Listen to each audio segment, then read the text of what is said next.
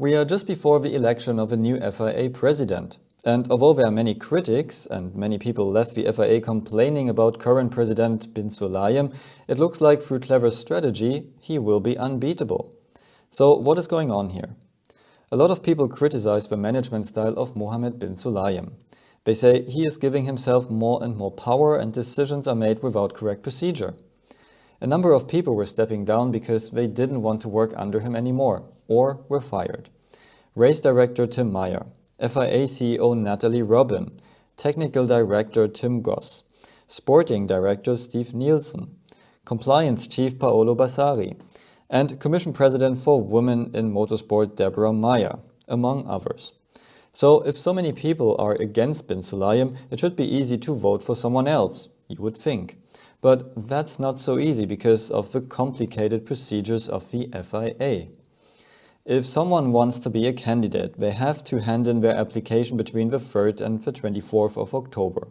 But not just that, they have to hand in a list of their whole team that contains President of the FIA Senate, Vice President for Mobility and Tourism, and Vice President for Sport.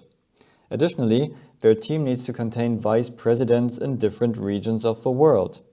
These regions are Europe, Middle East/North Africa, Africa, North America, South America, and Asia Pacific. The candidates for these positions cannot be anyone. They have to be FIA approved beforehand. So they needed to apply at the FIA to become a candidate, and the FIA had to confirm them. The deadline for this was the 19th of September. So applications are now closed, and the FIA published the list of confirmed candidates. And each one of these candidates can only be in the team of one presidential candidate.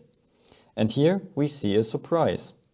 In South America, there's only one FIA-approved candidate on the list, and this person is Fabiana Ecclestone, the Brazilian wife of Bernie Ecclestone. So she's the only electable South American person for a team of a presidential candidate, and she already confirmed in a support letter to bin Sulayem that she would support his re-election. This support letter was also signed by all 11 motorsport presidents of South America. So it was clear for any other competitor that it would be impossible to be elected if you don't get people on your side in South America. Maybe other candidates tried, maybe their people were rejected by the FIA before, or even they just stood by bin Sulayem. Anyway, the re-election of bin Sulayem on 12th of December in Tashkent seems to be a formality, because it is impossible for any other candidate to form a complete team without the support of South America. And without a complete presidential team, you are no eligible contender. Let me know your thoughts in the comments below and see you at the next video.